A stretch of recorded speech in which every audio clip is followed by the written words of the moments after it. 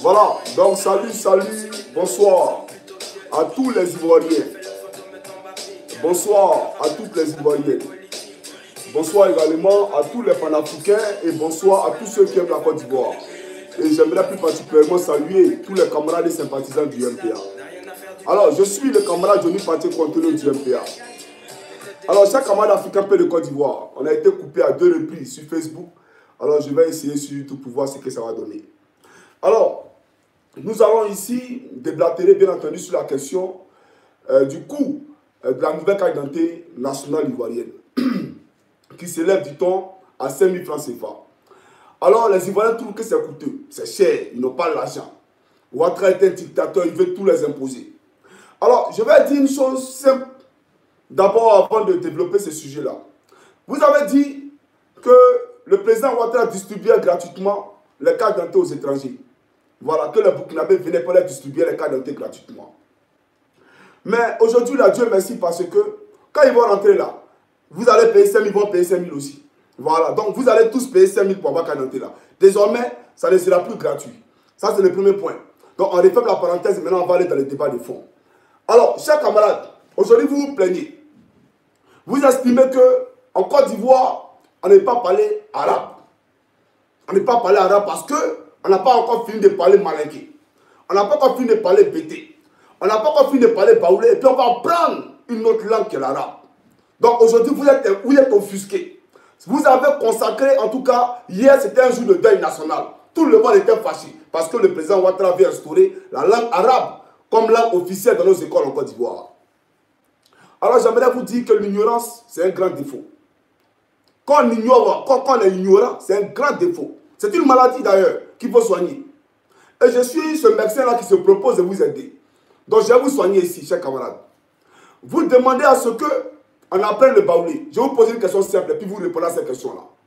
En Côte d'Ivoire, est-ce qu'on nous a déjà fait sortir un dictionnaire où la langue baoulé là, c'est traduit?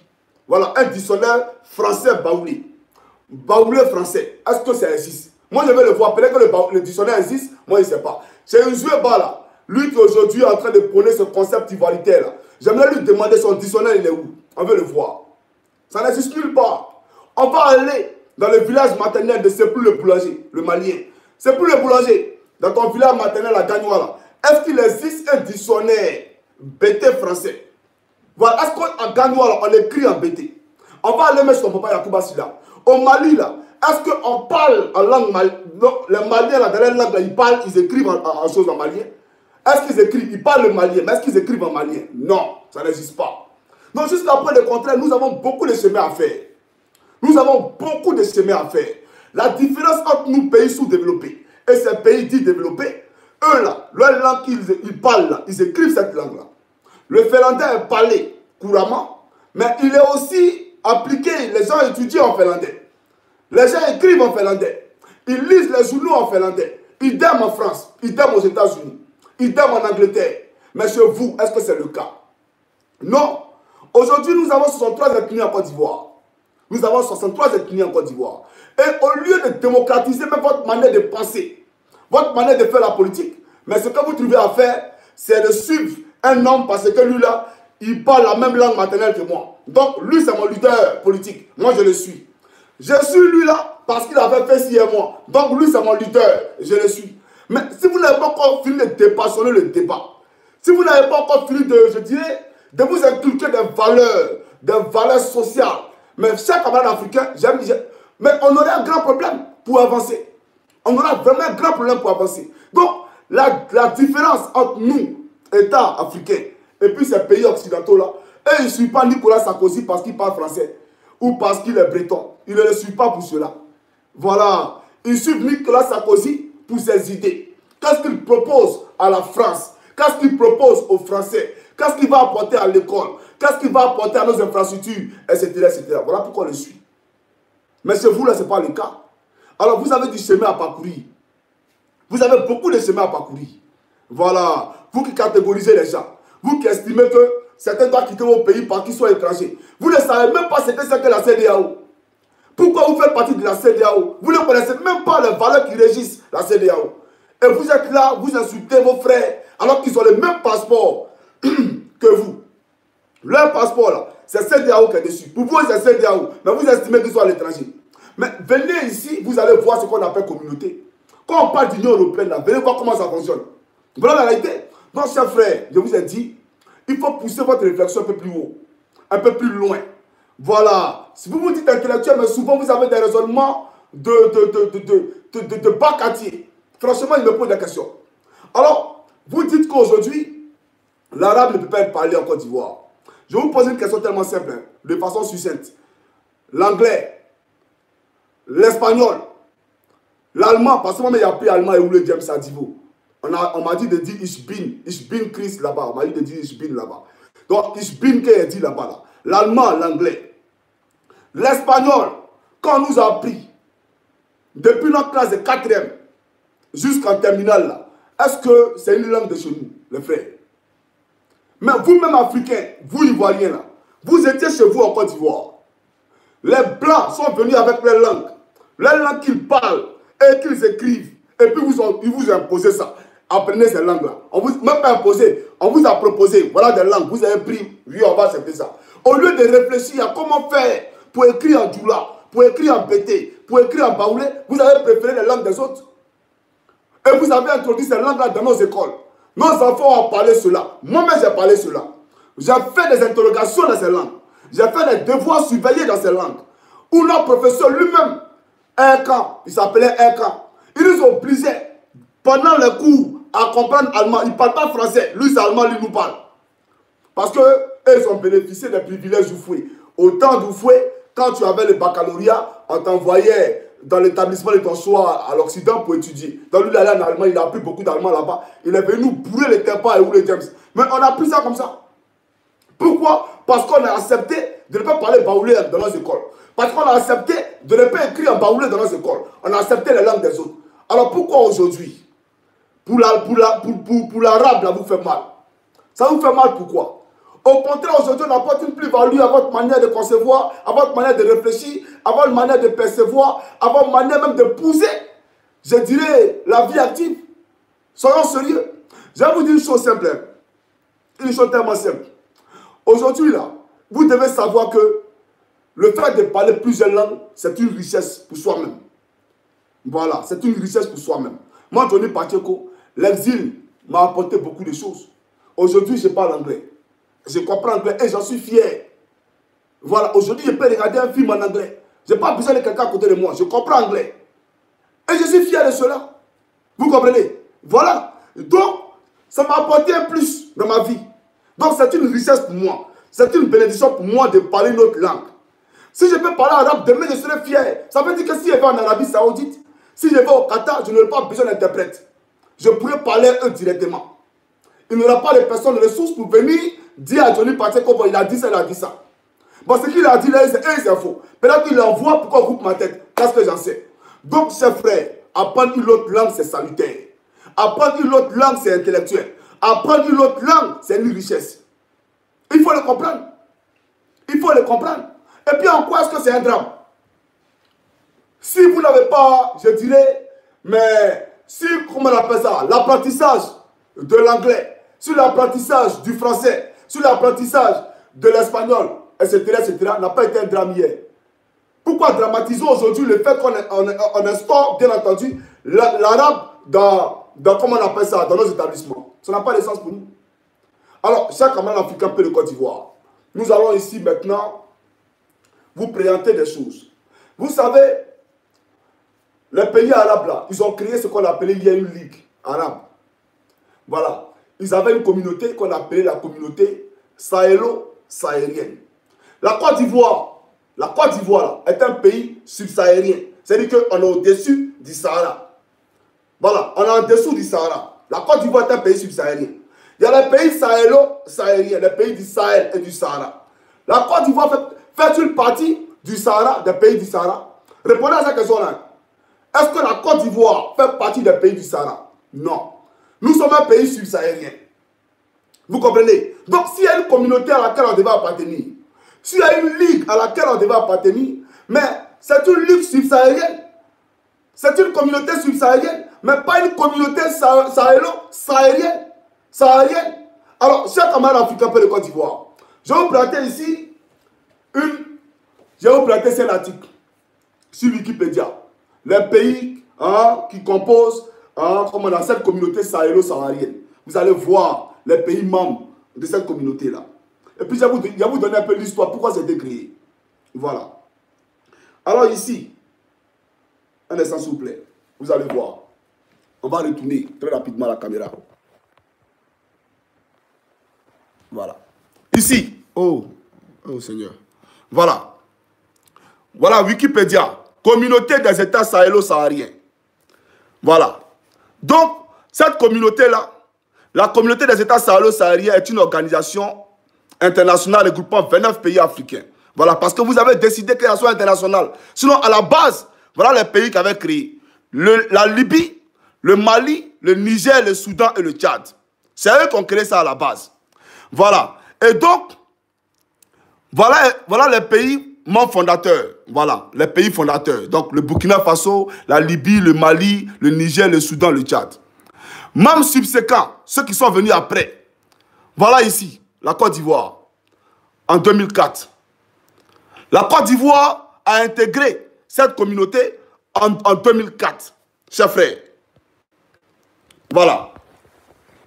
Maintenant, on va développer. En 2004, là, était-ce le président Ouattara qui était au pouvoir?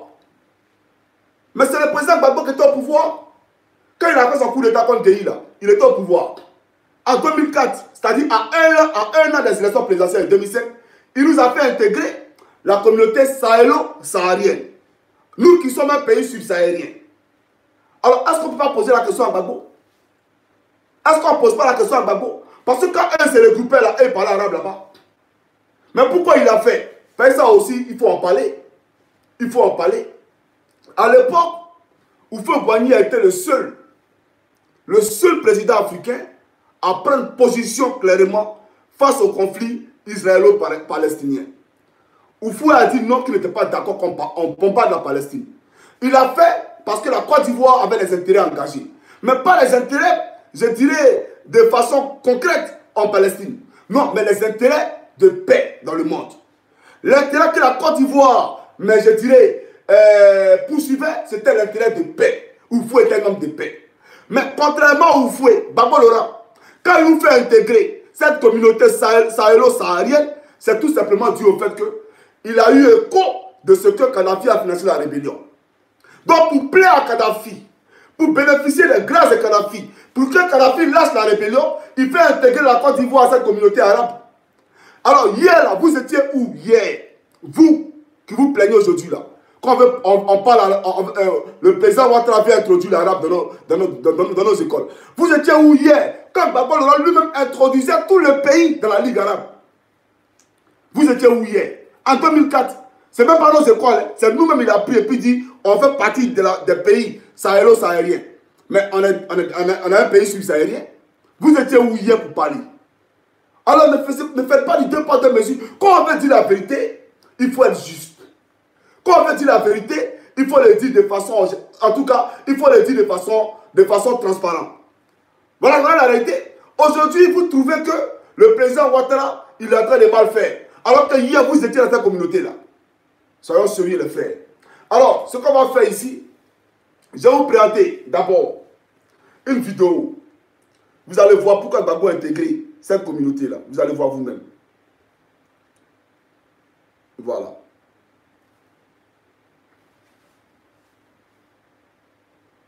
La vidéo, elle est où? Elle est ici. Ok. Un instant, il y a mettre mon mot de passe. Voilà. Elle est où la vidéo? Il l'a supprimée apparemment. Mais on va la retrouver. C'est pas grave. C'est facile à retrouver. Voilà.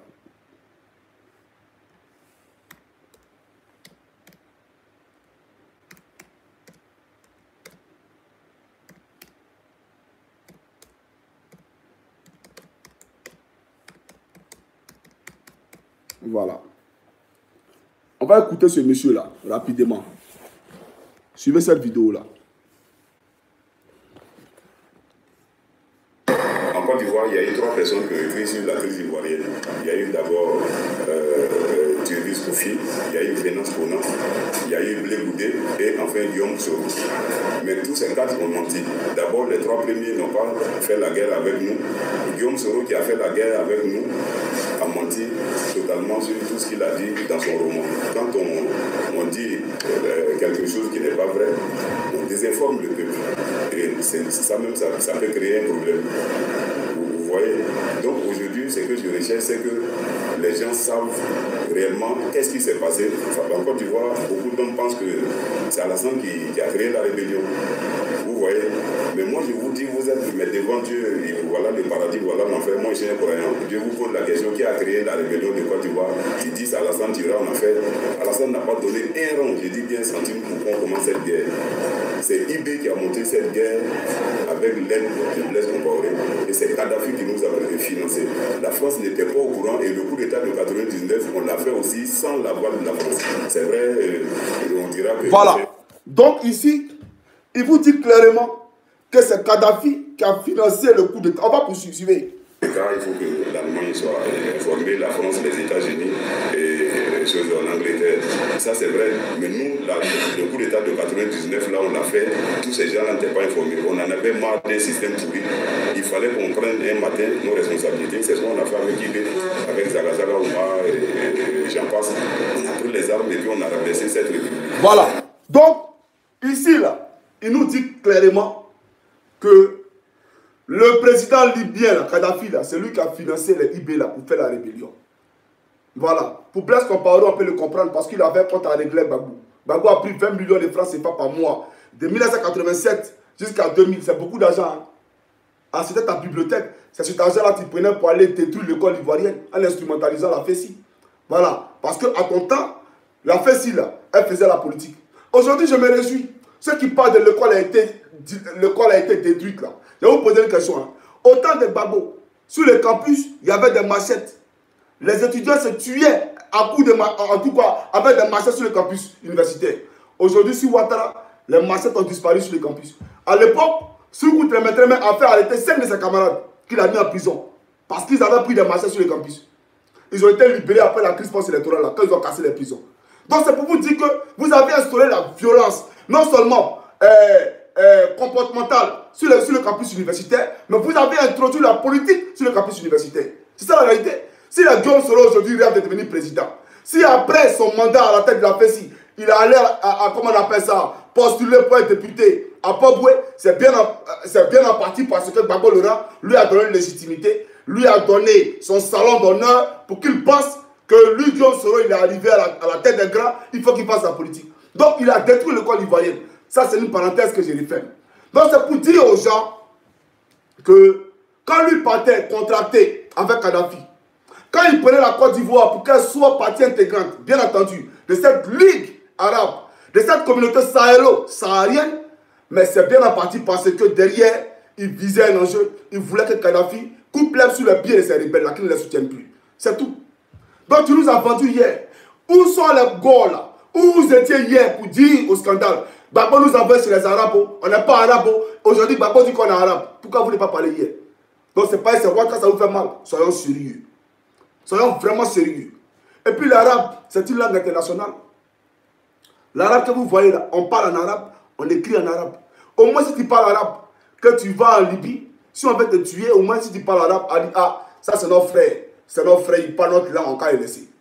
Mais quand tu ne parles pas arabe du tout, mais ils ne vont pas réfléchir.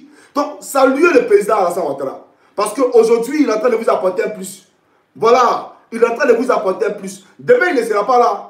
Il ne va pas s'éterniser au pouvoir. Demain, il ne sera pas là. Mais au moins, il va vous inculquer quelque chose. Il vous laissera quelque chose. Et ça sera profitable pour vous. Ça sera bénéfique pour vous. Sinon, les corps diplomatiques, quand vous envoyez les ambassadeurs à l'étranger, Quand le président Ouattara se déplace, qu'il va au Qatar, quand il se déplace, qu'il va, comment on appelle ça, en Arabie Saoudite, etc. Les ambassadeurs qui sont là, qui viennent parler là, c'est les Ivoiriens, mais qui parlent la langue locale qu'on parle là-bas. Là. La langue nationale, là, ils parlent ça. C'est eux généralement qui font la traduction entre le chef de l'État et puis son homologue.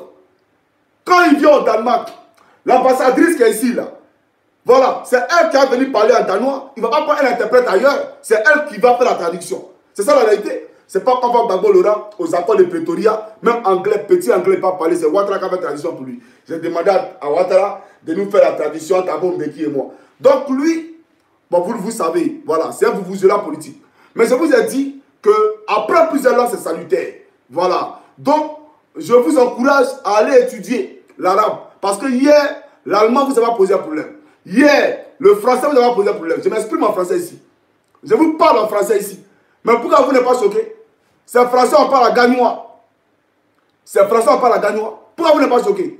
Soyons sérieux. Alors, quand vous allez cesser de suivre des gens parce qu'ils sont bêtés ou parce qu'ils s'appellent Usueba et qu'ils viennent de Daoukro, alors qu'en réalité, ils viennent du Ghana, quand vous allez arrêter de suivre ces gens-là, mais peut-être qu'on va penser à enlever, à extirper de nos écoles ces langues que sont l'espagnol, l'anglais, l'allemand, et puis on va commencer à parler baouli. Mais il y a son entourage qui est en Côte d'Ivoire. Donc c'est quelle langue on va parler, puis c'est quelle langue on va laisser. Donc chers camarades, il y a beaucoup de choses à refaire. Voilà, vous avez beaucoup de choses à... Vous n'êtes pas civilisé au fait. Je vous le dis en réalité, vous n'êtes pas civilisé au fait. Il y a beaucoup de choses à refaire. Et le problème de la Côte d'Ivoire, il est éducationnel. Et Macron, il a eu raison trop tôt. On l'a attaqué hier. Mais en réalité, le problème de la Côte d'Ivoire est éducationnel. S'il n'était pas éducationnel, vous n'allez pas dire aujourd'hui que quand Dante, là, c'est 5000 au scandale, c'est parce qu'il est éducationnel. Vous n'êtes pas éduqué, vous n'êtes pas informé. Voilà pourquoi vous vous plaignez. Alors, on va aborder maintenant le deuxième volet. Le deuxième volet ici, c'est celle où on parle, bien entendu, du coût, d'après vous, élevé de la carte d'identité. J'aimerais vous dire une chose. Sur la terre, là, qu'est-ce qui est gratuit? La vie même, là, c'est pas gratuit. La vie, pour vivre, ton ventre, là, tu ne manges pas toute la journée, tu vas mourir. Bon, pas toute la journée, tu vas mourir un jour. Mais faire une semaine sans manger, sans boire. Sans boire de l'eau, sans manger. Un mois, tu meurs. Donc, le corps a besoin de nourriture. La nourriture, là, c'est gratuit. Est-ce que la nourriture, c'est gratuit? Donc, la vie même, là, la vie coûte cher. Même la mort, pour être enterré, là, on paye la place. Voilà, même en Europe, ici, là, quand on t'enterre, là, le loyer de ton tombeau, là, on paye ça. Donc, tu payes ta vie, même la mort, là, on paye. Tes parents ne payent pas, ils vont t'enterrer ton corps pour enlever. Donc, rien n'est gratuit sur la terre. Il n'y a rien qui est gratuit sur la terre. Vous dites ici, au temps de Gbagbo, on nous a distribué ça gratuitement. Chers camarades, mais revoyez un peu l'histoire de la Côte d'Ivoire. La Côte d'Ivoire a laissé des traces indélébiles. Ne venez pas la tergiverser. La Côte d'Ivoire, elle a laissé un passé très récent. Le coût de la distribution gratuite de, comment on appelle ça, des cartes d'identité, a coûté 120 milliards de francs CFA à l'État de Côte d'Ivoire. 120 milliards pour que Gbagbo nous donne gratuitement nos cartes d'identité. Ça coûtait 120 milliards à l'État de Côte d'Ivoire. Les 120 milliards, il a levé ça où? Allez poser la question à Gbagbo. Les 120 milliards, ou bien c'est la pure de pétrole et Nati Bamba là. Michel Gbagbo. Parce que Kouyo Pipeline là, quand on disait que c'est Kouyo Pipeline, ça appartenait à Michel Gbagbo. C'est donné la prix pour rembourser? Non. Quand il prend 120 milliards dans le budget de la Côte d'Ivoire, mais ce n'est pas dans son budget de souveraineté. Il a pris 120 milliards dans les caisses de l'État pour pouvoir vous distribuer vos cartes d'identité. Mais qui va combler ce déficit-là, budgétaire? Qui va le combler? Bien entendu, on va augmenter le carburant. Combien de fois, sous Gbagbo Laurent, les transporteurs de taxi, là, de Bakar, n'ont pas grévé en Côte d'Ivoire? Pourquoi? Parce que le carburant est cher. Et ils grèvent pourquoi? Parce que les clients se plaignent que le prix à Djamé, à Bobo à Djamé est cher. Le consommateur se plaint. Donc le transporteur aussi, lui, il grève parce que le carburant là, c'est cher. Lui n'est pas mouton. Et puis il va payer un carburant à coût élevé. Et puis venir diminuer le prix du transport, ça n'a pas de sens. Donc, Gbagbo Laurent, là, hier, il augmentait le carburant pour pouvoir rembourser les 120 milliards. Hier, on faisait des surfacturations. Les entreprises qui étaient en Côte d'Ivoire, on leur faisait payer plus d'impôts pour que vous, là, vous puissiez avoir une carte d'identité. Donc ne pensez pas qu'on vous a donné ça gratuitement. Qu'est-ce qu'il y a gratuit sur la terre? Il n'y a rien qui est gratuit sur la terre. Vous parlez, comme j'ai dit, Johnny Pacheco, ici en Fela, la carte d'identité coûte 50 €. Non, la Fela, c'est un pays développé. Mais vous dites une chose, hein, les ports qui sont en Côte d'Ivoire, les mêmes ports là sont en Finlande ici. Il n'y a pas de différence. Voilà. La Côte d'Ivoire soit des crises. La Côte d'Ivoire n'a pas un siècle d'indépendance. La Finlande a un siècle d'indépendance. Et puis, ce n'est pas indépendance sur haute surveillance ici. Là. Il n'y a pas de présence étrangère militaire. Nous, là, il y a l'armée française. Nous, on sait que la France a encore la même mise sur nos richesses. Mais eux, là, ils sont véritablement indépendants. Imaginez un instant, si la Côte d'Ivoire était véritablement indépendante, vous pensez que ceux les allaient s'arrêter devant nous? Jamais de la vie. Mais en si peu de temps, en 8 ans, regardez ce qu'il a fait. Comparé aux États-Unis, qui ont 450 ans d'indépendance, là, regardez ce que le président Ouattara a fait. Alors, il faut saluer ça. Vous racontez du n'importe quoi chaque jour. On est fatigué. À ne pas critiquer, là, vous n'avez pas autre chose à proposer. Et puis, on reste pas dans sa maison à Paris pour mettre le pouvoir en place. On reste pas dans sa maison à Paris pour mettre le pouvoir en place.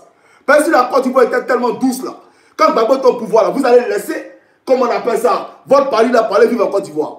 Mais vous avez laissé Gbagbo Laurent, vous avez laissé à Paris ici. C'est aujourd'hui que vous avez Gbagbo Laurent. Il était au pouvoir pendant des années. Il a fait des années au pouvoir. Alors, soyons sérieux, les frères. Alors, j'aimerais vous dire une chose. Aujourd'hui, là, vous dites que la carte d'identité coûte cher. Que l'IDH en Finlande, donc l'indice de développement humain n'est pas comparable à l'indice de développement humain de la Côte d'Ivoire. Et que le SMIC en Finlande, c'est de 2 000 €. Contrairement à la Côte d'Ivoire, le SMIC est 35 000 francs CFA. Mais en Finlande, ici, là, on ne vous a pas dit que maison, là, maison, quand tu convertis en CFA, tu attends ta tête. Quand tu fais, moi, ma maison fait 700 €. Chambre salon, avec un sauna, 700 € je paie par mois. Sans oublier ma facture de téléphone. Sans oublier mon électricité, il y a payé courant. Parce que l'eau, c'est inclus dans le loyer. Voilà. Donc, sans oublier tout ça là. Donc, imaginez par mois, je me retrouve à payer dans les 800 €. Donc, les 2 000 € dont vous parlez là, enlevez déjà 800 € de temps, vous allez voir. Sans oublier qu'en Europe là, un facture va te tuer. Tu payes facture, tu payes facture. Facture là, ça vient seulement. Donc, vous ne connaissez pas la réalité des gens, ne racontez pas n'importe quoi. En Côte d'Ivoire, vous ne payez même pas impôt. Vous allez au travail, vous ne payez même pas impôt. Vous faites ce que vous voulez. Lui, là, il se lève, la forêt là m'appartient. Il peut vendre la forêt à l'étranger. Mais ici, là, vous avez dit que les forêts qui sont ici, là, ça appartient aux Finlandais. Les forêts appartiennent à l'État. Vous avez un pays désordonné, où l'État vous laisse dans ce désordre. L'État n'est pas prendre des dispositions pour vous arracher même ces forêts-là, pour qu'elles appartiennent désormais à l'État de Côte d'Ivoire. Parce que vous voulez qu'on vous aide, non? Vous voulez que la carte d'identité coûte moins cher, non? Mais voilà, l'État reprend les forêts. L'État va exploiter ces forêts-là. Maintenant, on va créer des écoles. On va vous donner un niveau de sécurité sociale. Comme ça, après, vous subventionner. Mais vous avez tout ça. Et vous vous plaignez. Vous vous plaignez pourquoi? Vous vous plaisez dans le désordre. Donc, restez dans le désordre. Soyons sérieux. Parce que ici, là, quand on parle d'éducation gratuite, quand on parle de santé pour tout le monde, c'est bien en partie parce que tout le monde paye impôt dans ce pays-là. Tout le monde paye impôt. Même ceux qui vivent du social, là, sur les agents de social, là, on prend impôt dessus. C'est vous en Côte d'Ivoire, vous payez impôt. Vous ne payez pas impôt. Vous êtes trop à l'aise. Si aujourd'hui on décide de payer impôt, vous allez crier. Si on veut instaurer même les parkings payants pour les voitures, c'est-à-dire qu'à partir d'aujourd'hui, tu veux garer ta voiture, il faut payer 500. Ils vont crier. Au scandale. Donc vous avez un problème d'éducation. Vous avez beaucoup à apprendre. Parce qu'ici, là, parking on paye. En France, parking on paye. Tu ne payes pas, on prend ta voiture. On envoie ça à la fourrière. Mais c'est vous là, si on fait là, vous allez crier. Donc frère, soyons sérieux. Il n'y a rien qui est gratuit sur la terre. Aidez ceux-là, ils vont vous aider. C'est de ça qu'il s'agit. Alors, concernant la carte d'identité, moi j'ai ici mon certificat de nationalité. Sous Gbagbo Laurent, c'était gratuit. C'est ça là qui certifie que moi Johnny Pacheco aussi ivoirien. C'est pas ça. Mais sous Gbagbo Laurent, là, c'est gratuit. Le thème on paye. Le thème c'est 1000 francs. Je vais vous montrer ceci. Voilà ça. Le thème là, c'est 1000 francs. Certificat de nationalité. Le thème c'est 1000 francs. Voilà. Ici, il va lever, comment on appelle ça. Voilà, certificat de nationalité. Vous voyez, coucou non Christ. Voilà, donc j'ai payé. J'ai payé. Le thème là, c'est 1000 francs. Mais je n'ai pas cru au scandale. Sous Gbagbo, on payait. Extrait de naissance. Quand vous partez dans la mairie là, ou dans la sous-préfecture, pour faire extrait de naissance là, c'est gratuit. Est-ce que c'est gratuit? Vous payez le thème. Et puis vous criez. Quand dans tête, depuis quand c'est gratuit? Soyons sérieux. Alors le président Ouattara là, il n'a pas d'entreprise, sa femme, hein, Fantagbe là, elle n'a pas d'entreprise fictive comme Nadi Bamba. Voilà, elle n'a pas d'entreprise fictive comme Nadi Bamba. pour avoir des puits de pétrole pour financer le coût de vos cartes d'identité. Elle n'a pas ça. Eux là, eux ils travaillent. Vous avez compris?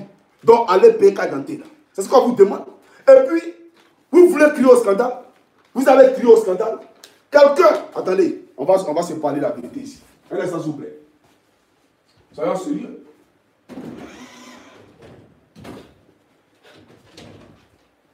Quelqu'un qui a mentionné dans ce bouquet-là, dans ce bouquet, qu'il a donné 1 milliard 900 millions de francs CFA à Jacques Chirac. Il n'y avait même pas un coup d'État en Côte d'Ivoire. Le coup d'État n'a pas commencé. Lui, il a financé la campagne de Jacques Chirac en 2002. Ça là, c'est pas grave que votre carte là. C'est pas plus grave que votre carte là. Vos 5 000 de cartes là, vous n'avez pas crier pour ce qu'il a fait là. Soyons sérieux. Ça, c'est quelle cohérence ça? Le président Ouattara a fait un truc. Oh, scandale. Oh, scandale. La Côte d'Ivoire doit s'effondrer. Mais la Côte d'Ivoire ne va pas s'effondrer. On est fatigué. On va vous rappeler une chose. Parce que au MPA, il faut aller en profondeur. Voyez-vous, il n'y a pas eu longtemps, le président Ouattara a fait voter un projet de loi. On a allé au référendum. En ce moment, on a eu à tenir des propos durs. D'une dureté, je dirais, c'est dit que pas croyable sur le président Ouattara. On a dit des choses. Parce qu'en ce moment, on était dans la farine. On a apporté les caleçons de Gaulle à la montagne. Et sur nos corps, c'était de la farine. Donc, on était dans la farine du boulanger, dans sa pâtisserie, là. On était dedans. On a dit non, au scandale, au scandale. Mais en réalité, cette vidéo de Gbagbo, là, moi, je ne suis jamais tombé dessus. La vidéo de Gbagbo, là, moi, je ne suis jamais tombé dessus. Aujourd'hui, quand je prends la peine de faire des recherches sur lui, il y a beaucoup de choses qui découvrent sur l'homme. Avant, je faisais des recherches sur Ouattara. Et puis une chose, avant la quand il attaquait le président Ouattara là, j'ai dit non, tu as promis ça. Voilà ça. Tu as promis ça. Voilà ça. C'est tout. Mais je n'ai jamais dit, tu as promis cette université, d'abord on a construit cette université. Où est pour toi? Ça là aussi, il faut me le concéder. Je n'ai jamais dit, tu lui as promis cette université de pas faire. Mais Gbagbo a promis cette université de la faire. Donc ça veut dire que je savais ce que je disais.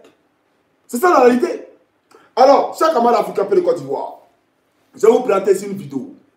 Comme on a dit hier que la création du Sénat était budgétivore, on va écouter Gbagbo Laurent ici. Et puis après, je vais la locution. Voilà. Quand c'est Gbagbo, c'est bon. Quand c'est pour Ouattara, vous criez. Écoutez-le. Dans mon sens, dans ma culture. Donc je suis un peu étonné de voir ce débat-là. Mais c'est ça derrière. Mais on va donc enlever ça dans notre constitution. Pour ça, il nous faut une modification constitutionnelle. Voilà. Pour ça, il nous faut une modification constitutionnelle. Pourquoi? Parce qu'on dit tel n'est pas ivoirien, tel est ivoirien. Ce débat-là, il faut le dépasser. Et c'est ce que Ouattara a fait. C'est ce qu'il a fait. Il dit les articles conflictuels dans la constitution, là, il faut les extirper. De façon à ce que la Côte d'Ivoire ne replonge plus dans une guerre. Mais Gbagbo a proposé ça hier. Pourquoi vous ne l'avez pas crié? On vous avez sorti ici pour dire non, processus référendaire, non, référendum, non. Mais Ouattara lui-même, mieux, il vous a consulté. Il vous a demandé votre avis en vous convoquant dans un référendum pour venir vous exprimer si oui ou non vous voulez une modification de la Constitution. Gbagbo nous a consulté. Gbagbo lui nous consultait. Soyons sérieux. Mais ici, là, il nous a dit, lui Gbagbo, qu'il allait changer la Constitution. C'est ce que Ouattara a fait. Où est la différence? Donc pourquoi vous criez? Pour le Sénat, on va écouter Gbagbo encore. Et puis après, je vais la locution. Suivez. Je veux élargir les débats parlementaires. Donc je veux créer un Sénat. Voilà. Je vais créer un Sénat. Il a dit. Mais hier, là, vous êtes débattu avec si c'est pas Congo. Oh, c'est budgétivore. Oh, la Côte d'Ivoire n'a pas l'argent. Ouattara veut créer. Il veut créer des postes encore pour prendre l'argent des Ivoiriens, pour payer des sénateurs. On n'a pas besoin des sénateurs. Mais Gbagbo Laurent, là, quand il a dit ça, là, regarde, vous avez crié wow. Attendez, on va les prendre. Vous avez crié wow. Je veux élargir les débats parlementaires. Donc je veux créer un Sénat. Ouais, non? Vous avez crié wow. C'est pour Ouattara qui vous fait mal. C'est pour lui qui vous fait mal. Mais vous avez crié hier wow. Non, criez wow là maintenant. Ouattara a créé ça. Donc, c'est ce que Gbagbo voulait faire là qu'il a créé aussi. Hey, les frères, je vous ai dit, la destruction, elle est en marche. La destruction, elle est en marche. Et à mes frères de la CDAO, je vous ai dit, je vous promets une vidéo. La vidéo que j'ai faite sur Gbagbo là, pour vous montrer que vous-même en Côte d'Ivoire, vous cherchez on dit pour nous en Côte d'Ivoire, pour vous dire, voilà. Je vais vous montrer ça. Je vais vous montrer la vidéo là. Moi, ce n'est pas un discours, hein, mais on vient progressivement. C'est ça la réalité. Alors, chaque comment l'Afrique appelle Côte d'Ivoire, j'aimerais ici dire aux Ivoiriens que en Finlande, le SMIC, c'est vrai, c'est 2000 €. Mais la maison, quand tu convertis en CFA, c'est aux 2 plateaux, j'ai habité. Voilà. Et puis en Finlande, ici, ce n'est pas tout le monde qui donne la maison les 600 € ou bien 700 €. Il y a des gens qui dorment dans la maison les 2000 €. Ça dépend de leurs conditions de vie sociale. Comme en Côte d'Ivoire, ce n'est pas tout le monde qui donne la maison 70 000. Il y a d'autres qui donnent la maison les 1 million. Ça dépend de leurs conditions de vie sociale. Donc c'est vrai qu'il y a les SMIC, mais il y a les gens qui ont plus que ça, qui vivent bien que Johnny Pacheco. Donc frère, il faut vraiment dépassionner le débat. Voilà. La langue arabe, quand on vous demande d'apprendre, si hier, le fait d'apprendre l'anglais, l'allemand, etc., n'a pas été un problème pour vous, aujourd'hui, je ne pense pas que l'arabe soit un problème pour vous.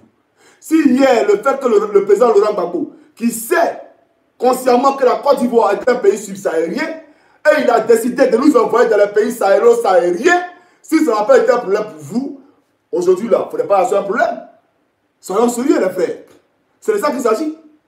Alors, la question de la carte d'identité, il n'y a pas quelque chose qui est gratuit sur la terre. Soit l'État le fait, mais ne vous plaignez pas demain que le transport est cher. Parce que le président Ouattara, si vous donne gratuitement là, mais il va augmenter le carburant comme Gbagbo l'aura fait. Et puis vous allez payer le transport là cher pour aller de quitter le pouvoir à Djamé là. Vous allez payer 1000 francs, vous allez voir ce qu'il y a. Donc vous choisissez, vous êtes libre de choisir. Soit il augmente le transport et puis vous allez payer, parce qu'il faut que quelqu'un paye. Il faut bien que quelqu'un paye. Voilà la réalité. Même si c'est le gouvernement va prendre l'argent là quelque part pour combler son déficit. C'est de ça qu'il s'agit. Alors, je tenais à faire cette précision-là. Maintenant, une dernière chose. Sur la question du PPTE et des dettes en Côte d'Ivoire. On dit que le président Ouattara prend des dettes. J'aimerais dire aux Ivoiriens, chers amis, longtemps on a fait le travail du FPI, il faut vous réveiller. Il n'y a aucun pays au monde qui se construit sans dette. Ça n'existe nulle part. Voilà. Il n'y a aucun pays au monde. Gbagbo Laurent, il est arrivé au pouvoir, ça l'a suffi le pouvoir. Le coup d'État contre Gueye, là, ça l'a suffi. Il pensait même que ça allait réussir. Donc, il pensait que gérer un pays, c'est rembourser la dette. Mais non, c'est du n'importe quoi. C'est ça la réalité. Parce que même les pays dits développés, ils sont surendettés. Les États-Unis sont endettés, plus que la Côte d'Ivoire. Hier, je vous ai présenté, je vous ai montré, comment on appelle ça, la liste des pays endettés. Le Japon, qui a le passeport le plus important au monde. Le Japon a fait partie des pays, le premier pays le plus endetté au monde. Mais vous ne pouvez pas comparer la Côte d'Ivoire au Japon. Vous ne pouvez pas comparer la Côte d'Ivoire au Japon. Mais les Japonais qui ont endetté les vont aux États-Unis sans visa. Ils viennent en Europe sans visa. Mais eux, vous, votre pays qui n'est pas endetté là.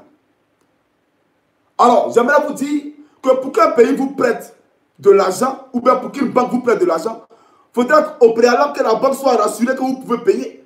Si vous ne pouvez pas payer, on ne vous prête pas. Donc si aujourd'hui on peut vous prêter de l'argent, ça veut dire que ceux qui sont au pouvoir ont fait un travail colossal. On fait un travail qu'il faut saluer. Voilà pourquoi vous prêtez de l'argent. Parce qu'on sait qu'ils peuvent rembourser. Si on ne va pas leur prêter de l'argent. C'est ça la réalité. Maintenant, je vais vous prêter les pays qui ont les passeports les plus importants au monde. Voilà. Les passeports les plus importants au monde.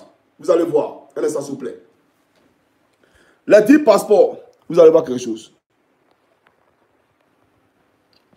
Voilà. Voici les 10 passeports les plus puissants au monde en 2019. Voilà. Voici les 10 passeports les plus puissants du monde au monde en 2019. Voilà. Voilà. Vous allez voir. Voici les 10 premiers classements. Le premier, Japon. Le premier, Japon. Le premier, Japon. Singapour, deuxième. Corée du Sud, France, Allemagne, Danemark, Finlande, Italie, Suède, Luxembourg, Espagne, Autriche, Pays-Bas, 10e Australie, Islande, Nouvelle-Zélande, etc., etc. Maintenant, les pays les plus endettés au monde. Japon qui est premier là, vous allez voir. Voilà, voilà Égypte ici. Voilà, vous avez vu, Japon est premier, hein, le passeport le plus puissant au monde. Voilà, Égypte 16e. Jamaïque, 104e. États-Unis, 14e. Mais on va aller le premier pays là, le plus endetté au monde. Le voici ici, Japon. Japon. Mais il a le passeport le plus puissant au monde. Mais il a le pays le plus endetté au monde. Mais il a le passeport le premier passeport le plus puissant au monde. Donc c'est un faux débat. C'est un faux débat. Il faut vous réveiller, les frères. Voilà, les États-Unis là, eux ils ont dette. Mais ça ne les empêche pas de développer les États-Unis. Voilà, ils développent le pays chaque jour. Ils vont partout sans visa. C'est un pays industrialisé. Voilà, eux, ils vont partout sans visa. Donc, en tout cas, moi, je dis, si vous voulez attaquer le président Ouattara, cherchez d'autres astuces. Mais ça, là, ça ne passera plus. Et je vous rappelle que Gore, là, c'est nous, on faisait Gore. C'est Johnny Pacheco, Philippe Gbagbo, Vivi Lamou. C'est nous, on faisait Gore, là. On n'est plus là, il n'y a plus Gore. Voilà, c'est du vent devant nous. C'est ça la réalité. Alors, il faut qu'on se respecte. Voilà. Et je pense que j'ai passé tout en revue. Maintenant, le Guassou, on dit le petit cadeau. Le petit grain de sel que j'ai mis dessus. C'est ça le vidéo de Gbagbo là. Voilà. On a déjà au niveau de lui et moi une monnaie commune. Il faut être attractif pour attirer la Guinée et le Ghana. La Guinée et le Ghana dans cet ensemble-là. Le Libéria, la Sierra Leone, etc. La Gambie dans cet ensemble-là. Et puis, ça va aller. Oui. Vous avez parlé d'une monnaie commune. Est-ce que vous êtes pour une dévaluation? Non. Je ne suis pas pour une dévaluation. Mais j'ai dit que nous avons déjà une monnaie commune. Voilà. Lui et moi. Donc, nous avons déjà une monnaie commune. Mais quand le président Ouattara a parlé de rester dans le CFA, là, vous avez crié au scandale. Vous avez crié au scandale. Mais pour lui, là, vous ne parlez pas. Hein. Quand il parle de nous avons déjà une monnaie commune, là, dites-nous, est-ce qu'il y a une autre monnaie en Côte d'Ivoire? Quand on mangeait. La mille, là, ça existait. Monnaie artificielle, là. Parce qu'il y a un problème avec la France, il veut se jouer les panafricains de 2 jours. Les panafricains circonstanciels. Non, il y a un problème avec la France, on va créer notre monnaie, soyons sérieux. Et puis, je vous promets, sur la question du CFA, je vais vous faire sortir une vidéo où le président Ouattara est allé au Ghana. Ils sont allés discuter parce qu'aujourd'hui, où je vous parle, là, la CEDEAO veut créer sa monnaie. Elle veut sortir du CFA. Ça aussi, je ne vais plus cacher. Voilà, parce qu'avant, là, je faisais exprès et puis je ne montrais pas ça. Maintenant, là, je vais montrer ça. Le président Ouattara aujourd'hui, là, ils sont en pourparlers pour sortir des francs CFA. Là. Il faut saluer ça aussi. C'est ça la réalité. Tout cela dit. Johnny Pacheco va tout déballer ici. C'est de ça qu'il s'agit. Alors, chaque camarade ivoirien, apprenez l'allemand. Et non, apprenez l'arabe parce que l'allemand ne vous a pas tué. Voilà, apprenez l'allemand. Et puis, apprenez l'arabe. Le jour que vous allez écrire en baoulé, vous allez parler en baoulé. Comment on appelle ça? On va faire des dictées en baoulé, etc., etc. En ce moment-là, on va aviser. Comme il y a 63 ethnies en Côte d'Ivoire et que nous sommes un État laïque, on va dire, bon, écoutez, on va faire plus d'ordon. C'est quelle ethnie on va prendre pour sera l'ethnie nationale. Et on va tirer au sort. Si c'est, comment on appelle ça, le malinké, ou bien si c'est Aladjan, par exemple, ou bien hébrié, bon, on dit ça c'est la langue officielle, on écrit en hébrié, on parle en hébrié, etc., etc. Mais tant que ce n'est pas le cas, cherchez à vous développer. Développez votre manière de voir les choses, c'est important. Alors, chaque camarade africain, un peu de Côte d'Ivoire, portez-vous bien. C'était le camarade Johnny Pacheco du MPA. Et puis, il faut dire non, stop pour rêverie de go. Voilà. Le président Ouattara travaille. Si vous êtes trop fâché, allez trouver en Côte d'Ivoire là-bas. Ne nous emmerdez pas ici. Voilà. On suit le moment. Ciao, ciao.